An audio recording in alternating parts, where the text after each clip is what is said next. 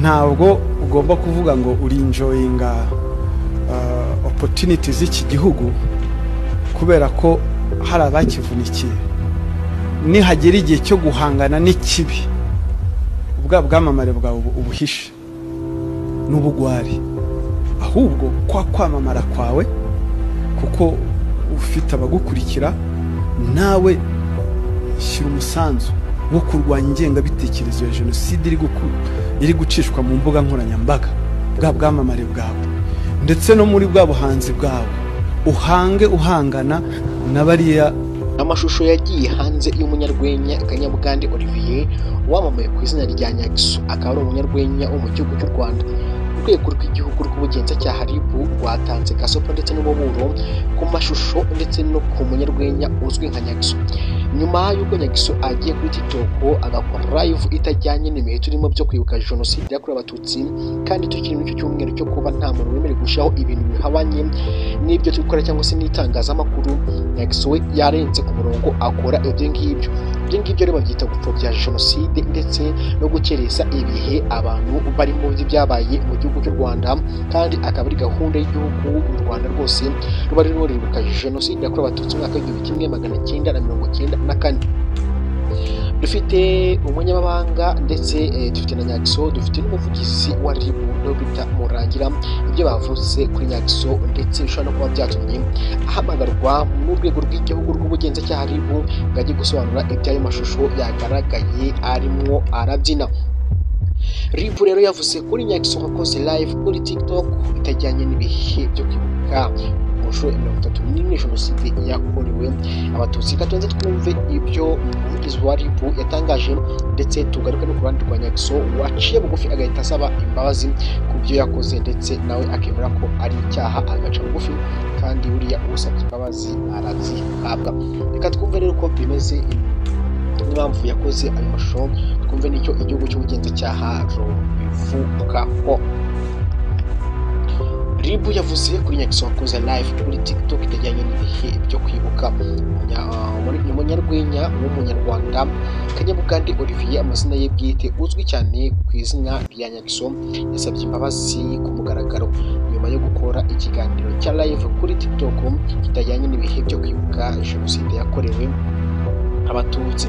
Ni ikiganiro cyabaye itariki 11 Mata 2025 saa 3 z'ijoro, aho Nyagiso yari ari kumwe n'abandi bakunzi be ku rubuga rwa TikTok baganira ku buryo burimo urwenya, ibintu benshi babonye ko binyuranye n'icyubahiro gikwiye ibihe byo kwibuka jenoside yakorewe abatutsi ku nshuro ya 31. Ubutumwa yashize ku mbuga nkoranyambaga, Nyagiso yasabye imbabazi kuri icyo gikorwa yakoze. Yagize ati nje hano gusaba imbabazi abantu mwese mwari munkurikiye kuri live nakoze ku itariki 11 Mata 2025. Twagaragaje ibiganiro bitajyanye n'ibihe byo kwibuka jenoside yakorewe abatutsi bikuye ku mutima. Nsabye imbabazi abanyarwanda bose, cyane cyane abakomerekejwe n'ibyo twavuze muri biriya biganiro.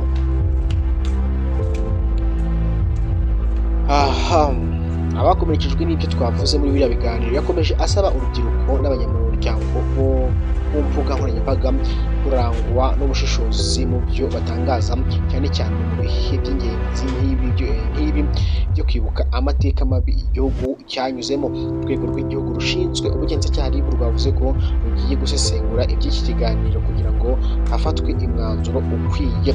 Dr Murangira Thierry, umuvugizi wa RIB, yabwiye igitangazamakuru igihe ko ikibanza ni ugusesengura ibyo yakoze, hanyuma umwanzuro uzafatwa nyuma.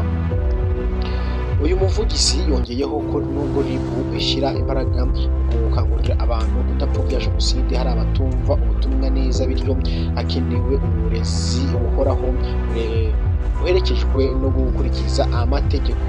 Bivuze ngo bagiye kujya bahana abantu barenze ku mategeko nk'aya ngaya. Ikiganiro rero Nyagiso yakoze nk'uko byatangajwe n'umuvugizi wa RIB Dr Murangira, yavuze ko kigiye gusesengurwa n'igisanga gihabanye n'amategeko cyangwa se kirimo kurengera. Nyagiso ashobora kuza kwisanga mu maboko atarayiwe.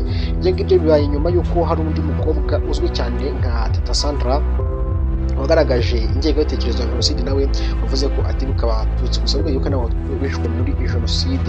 Ibi byababaje benshi cyane bakanavuga ko ari ingengabitekerezo ya jenoside kwemeza ko mu Rwanda habaye jenoside no gupfobya cyangwa se guhakana jenoside yakorewe abatutsi mu 1994.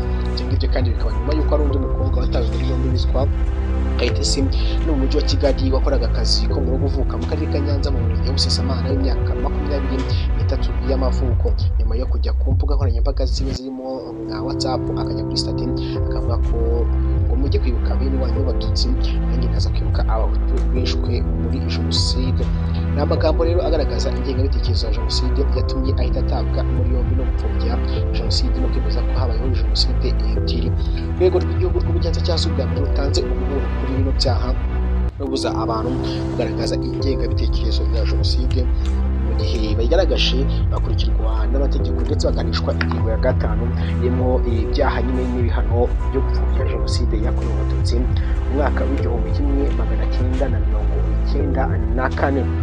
Twikeka ko ushobora 31 jenoside yakorewe abatutsi mu gihe itarasoza. Abanyarwandakazi mwitwararike kugira ngo mukomeze mukore ibintu bijyanye no kwibuka kandi munashyigikira kurwanya n'ingengabitekerezo ya jenoside yakorewe abatutsi ndetse n'izongera kuba ukundi.